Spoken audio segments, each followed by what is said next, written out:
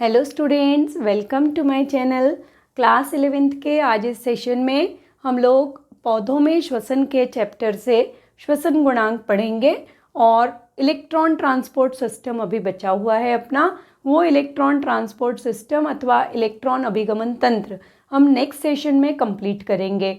श्वसन गुणांक पढ़ते हैं। श्वसन गुणांक जब आप पढ़ते हैं तो श्वसन गुणांक याद रखिए, श्वसन की प्रक्रिया में जो दो वायवीय गैसों का उपयोग हो रहा है, एक ऑक्सीजन तथा कार्बन डाइऑक्साइड, तो उन दो गैसों का जो आपस में अनुपात होता है, उस अनुपात को सामान्य रूप से हम श्वसन गुणांक अथवा RQ कहते हैं। अब श्वसन गुणांक पढ़ते समय आप मुख्य रूप से याद रखिए कि श्वसन गुणांक है, ऑब्जेक्टिव के लिए जब पढ़ रहे हैं तो श्वसन गुणांक एक प्रकार का अनुपात है अथवा रेशो है। इसको रेस्पिरेटरी क्वोशिएंट भी हम कहते हैं, इसलिए श्वसन गुणांक को सामान्य रूप से RQ से हम प्रदर्शित करते हैं। और RQ जो है ये आपका अनुपात होता है श्वसन में छोड़ी गई कार्बन डाइऑक्साइड के आयतन का तथा श्वसन में प्रयुक्त होने वाली ऑक्सीजन के आयतन का अनुपात। तो यहाँ पर आप सिंपल अगर श्वसन गुणांक पढ़ रहे हैं तो इसी रूप में याद रखिएगा कि श्वसन गुणांक का मीनिंग है कि श्वसन में मुक्त कार्बन डाइऑक्साइड का अनुपात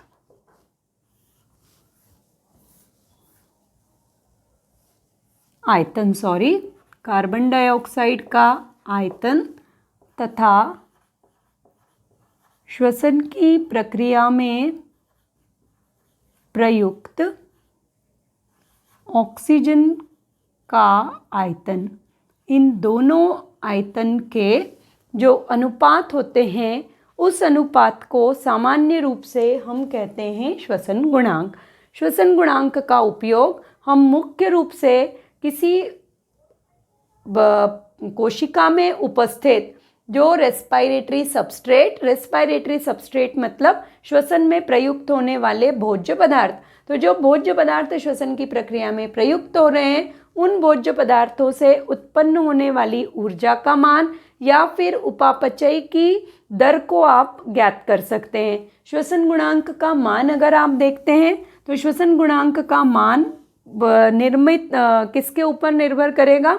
श्वसन गुणांक का मान निर्भर करता है भोज्य पदार्थ के स्वभाव पर कि भोज्य पदार्थ कार्बोहाइड्रेट है, वसा है अथवा प्रोटीन है। भिन्न भिन्न भोज्य पदार्थों की उपस्थिति में श्वसन गुणांक का मान भी भिन्न भिन्न पाया जाता है। तो यहाँ पर आप देखिएगा, सामान्य रूप से हम पहले पढ़ते हैं श्वसन गुणांक के मान, तो भोज्य पदार्थ मतलब श्वसन में प्रयुक्त होने वाले भोज्य पदार्थ, तथा यहाँ पर आप पढ़ते हैं इसका रेस्पिरेटरी क्वोशिएंट अथवा श्वसन गुणांक।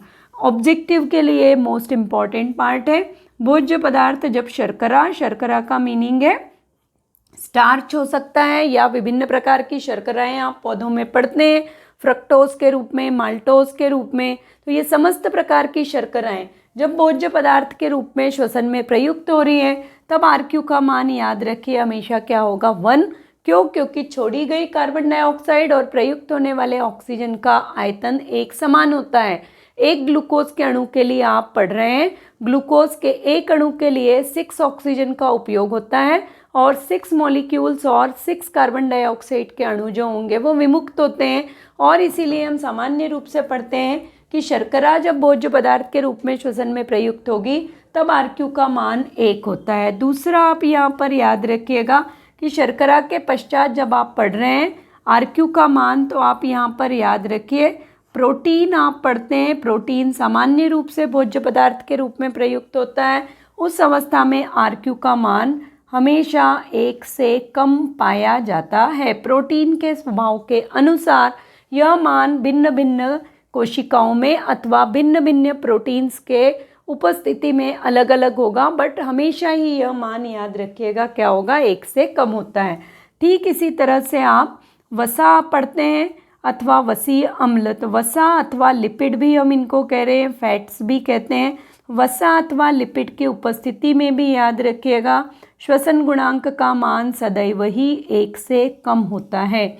और फोर्थ जो महत्वपूर्ण है वो आप याद रखिएगा कार्बनिक अम्ल। कार्बनिक अम्ल के लिए पामिटिक अम्ल का एक उदाहरण दिया हुआ है और उससे संबंधित क्वेश्चन लास्ट ईयर नीट में आ चुका है। तो कार्बनिक अम्ल जब आप पढ़ रहे हैं तो कार्बनिक अम्ल के लिए हमेशा याद रखिएगा श्वसन गुणांक का मान सदैव ही 1 से अधिक होता है। ठीक है, यहाँ पे एक क्वेश्चन बार बार पूछा जाता है कि किन परिस्थितियों में अथवा किस प्रकार के श्वसन की प्रक्रिया में श्वसन गुणांक का मान इन्फिनिट या असंख्य होता है। तो श्वसन गुणांक का मान आप याद रखिएगा जब श्वसन किस प्रकार का होगा, एनेरोबिक अथवा अवायवीय श्वसन पाया जाता है। अवायवीय श्वसन की प्रक्रिया में श्वसन गुणांक का मान हमेशा आप याद रखिए असंख्य होता है, अर्थात उसकी कोई जो वैल्यू है वह वैल्यू आप निर्धारित नहीं कर सकते हैं। उसका मुख्य कारण है कि अवायवीय श्वसन में ऑक्सीजन पूर्ण रूप से अनुपस्थित होती है। तो जितनी मात्रा में कार्बन डाइऑक्साइड विमुक्त होगी वही कार्बन डाइऑक्साइड का आयतन उस पदार्थ के लिए या अवायवीय श्वसन की उपस्थिति में RQ कहलाता है। तो ये पार्ट आप मुख्य रूप से याद रखिएगा। ठीक है, और श्वसन गुणांक के लिए अब एक और मोस्ट इम्पॉर्टेंट यहाँ पे क्वेश्चन आता है कि अगर आपको पौधों में अथवा किसी भी कोशिका में या भोज्य पदार्थ का, आप मान लीजिए कि आपको 2-3 भिन्न प्रकार के भोज्य पदार्थ दिए। भोज्य पदार्थों में देखिए शर्करा के प्रोटीन के लिए सामान्यतः अंकुरित चने दिए जाते हैं। तो अंकुरित चने आपको दिए गए हैं और उसका अगर आपको श्वसन गुणांक लेना है तो आप किस प्रकार के एपरेटस का उपयोग करते हैं या किस इंस्ट्रूमेंट का आप उपयोग करते हैं। तो यहाँ पर मुख्य रूप से आप याद रखिएगा कि एक एपरेटस हम यूज़ करते हैं, गेनोंग का रेस्पायरोमीटर। गेनोंग रेस्पायरोमीटर आप याद रखिएगा। गेनोंग रेस्पायरोमीटर का उपयोग किया जाता है श्वसन गुणांक को ज्ञात करने के लिए, और श्वसन गुणांक के द्वारा आप यह पता कर सकते हैं कि जो आपका भोज्य पदार्थ है वह भोज्य पदार्थ वायवीय रूप से आपका उपापचय की प्रक्रिया प्रदर्शित कर रहा है या उसमें उपापचय की प्रक्रिया ऑक्सीजन की अनुपस्थिति में अथवा अवायवीय परिस्थितियों में होती है। 1 ईयर आपका क्वेश्चन आ चुका है पोटैटो के लिए कि जो आपका आलू का कंद होता है उस आलू के कंद में अगर श्वसन गुणांक आप प्राप्त करते हैं तो श्वसन गुणांक का मान क्या होगा।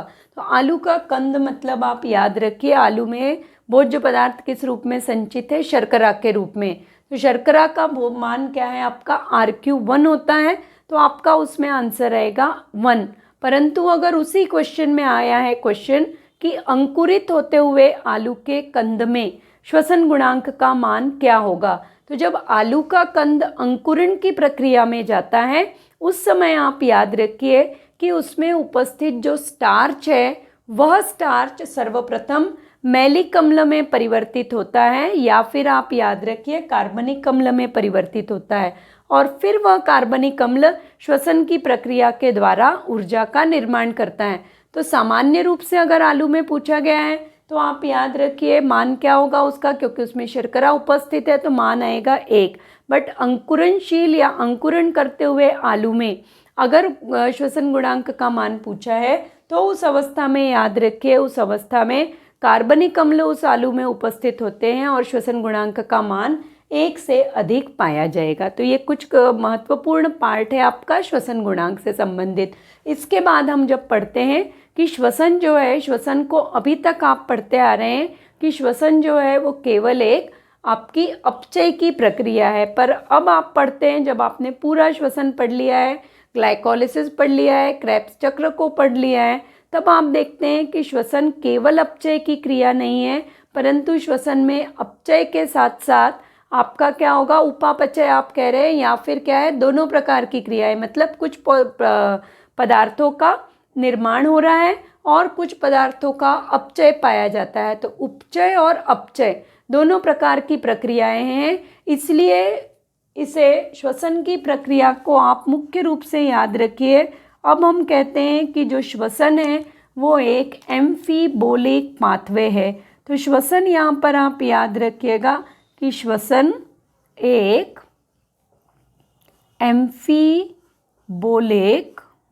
और एम्फीबॉलिक पथ है। क्यों एम्फीबॉलिक पथ कह रहे हैं?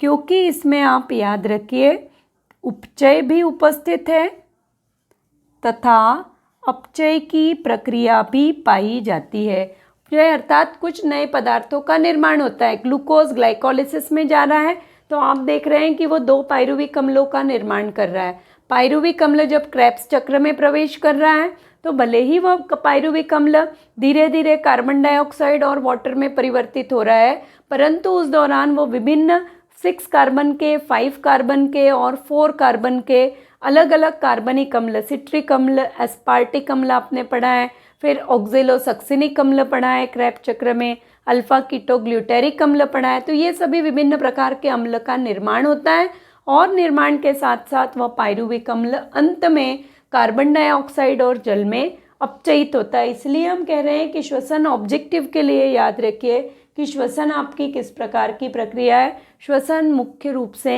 एम्फीबॉलिक प्रक्रिया है। अभी तक आप क्योंकि पढ़ते आ रहे हैं कि श्वसन जो है वो एक अपचय की प्रक्रिया है, पर अब यह सिद्ध हो गया है कि श्वसन आपकी अपचय के बजाय एम्फीबॉलिक पथ होता है। तो आज हम सेशन में इतना ही, एक शॉर्ट टॉपिक ये बचा हुआ है क्योंकि जो इलेक्ट्रॉन ट्रांसपोर्ट सिस्टम है उसका सेशन अपना बहुत लंबा जाएगा, क्योंकि इलेक्ट्रॉन अभिगमन तंत्र में आप इलेक्ट्रॉन के जो अभिगमन तंत्र के 5 विभिन्न प्रकार के यौगिक है वो 5 यौगिकों को पहले पढ़ेंगे। फिर वो यौगिक किन किन प्लाज्मा झिल्ली की किस सतह पर, प्लाज्मा झिल्ली अर्थात जो माइटोकॉन्ड्रिया की आंतरिक झिल्ली है उस आंतरिक झिल्ली अथवा बाह्य झिल्ली के किस सतह पर उपस्थित है वो आप पढ़ेंगे। और फिर उसके पश्चात हम पढ़ेंगे इलेक्ट्रॉन परिवहन तंत्र। तो आज इसीलिए गैप हो रहा है बहुत दिनों से, सो दैट्स वाई मैं आज शॉर्ट टॉपिक ही लेकर आई थी कि एटलीस्ट आपको ये ना लगे कि गैप्स आ रहे हैं सेशंस में। तो ये पार्ट आप इतना याद रखिएगा। कहीं भी आपको डिफ़िकल्टी आ रही है, बार बार मैं क्लासेस में कह रही हूँ कि किसी भी टॉपिक में डिफ़िकल्टी है, डाउट्स हैं, नॉट ओनली ये 11th के टॉपिक, क्लास 12th के टॉपिक से भी, क्योंकि ड्रॉपर्स के जो बच्चे हैं उनके लिए सिलेबस बाउंड्री नहीं है 11th और 12th, पूरा ही सिलेबस आप लोगों को पढ़ना है क्लास 11th और 12th का। तो आप अपने लेवल पे कोई टॉपिक पढ़ रहे हैं और आपको कहीं भी डिफ़िकल्टी आ रही है तो सच ऐसा नहीं है कि ये टॉपिक अपना श्वसन से संबंधित है, तो श्वसन से संबंधित टॉपिक में आप बायोटेक्नोलॉजी नहीं पूछ सकते। मेरे सेशंस में ऐसा नहीं होता है, इवन मेरी क्लासेस में भी नहीं होता है, तो आप वहाँ पे ये कर सकते हैं, ठीक है। और अब नेक्स्ट सेशन तक सभी स्टूडेंट्स हार्डवर्क करते रहिए, डाउट्स अपने क्लियर करिए। और सेकेंडली जो न्यू स्टूडेंट्स कनेक्ट हो रहे हैं वो न्यू स्टूडेंट्स चैनल को सब्सक्राइब करना ना भूलें। So kindly subscribe my channel, like my videos, share my videos, and up to next session, stay motivated and stay blessed.